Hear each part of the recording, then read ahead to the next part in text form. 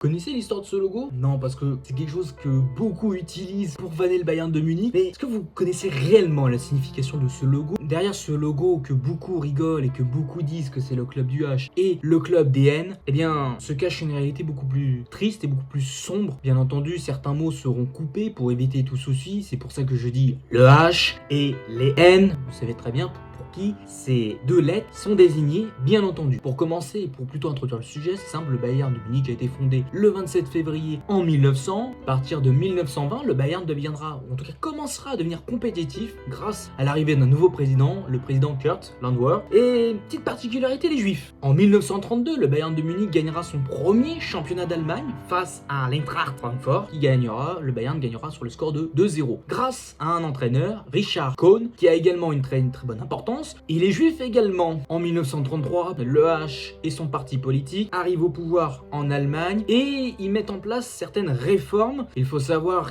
et je pense que vous connaissez tous plus ou moins l'histoire, le H et les N avaient, on va dire, une tolérance zéro vis-à-vis de certains groupes de personnes en Allemagne. Et malheureusement, le Bayern de Munich en sera l'une des principales victimes, tout simplement car le Bayern était considéré comme un club de Juifs, le Juden Club. C'est ce qu'il disait plus ou moins. Il a été très vite mis à l'écart par le pouvoir politique, et vous vous doutez bien que d'avoir des dirigeants juifs et un entraîneur juif, ça plaît pas trop à un certain petit moustachu. C'est simple, Kurt Landwehr, le président de l'époque, va démissionner sous pression antisémite, apparemment de surprise, mais également les dirigeants et les membres juifs seront soit exclus ou devront soit fuir. Donc de 1933 à 1945, tout va s'accélérer, donc le Bayern ne dispose plus de soutien politique ni financier. Clairement, le Bayern va alors sombrer sportivement parlant. Le Bayern, qui était à cette époque-là l'un des plus grands clubs de football de Bavière, va très vite tomber dans l'oubli ou au bas fond sur le plan sportif. Néanmoins, certains clubs ont tiré profit de l'apparition du H et des N au pouvoir, comme par exemple le club de Schalke 04 ou bien le réel club rival du Bayern de Munich. Car oui, le réel club rival du Bayern de Munich n'est pas le Borussia Dortmund, comme on peut l'entendre. Non, c'est bel et bien 1860 Munich, d'accord? Quand je parle de rivalité, je parle de PSG OM, Lyon Saint-Etienne, ou bien entendu Real de Madrid Barça. Eh bien, Bayern de Munich 1860 de Munich, c'est le cas. Concernant Dortmund, il y a juste une rivalité sportive. Bien entendu, Schalke 04 et Munich 1860 vont alors dominer le football allemand, car ils vont se conformer à certaines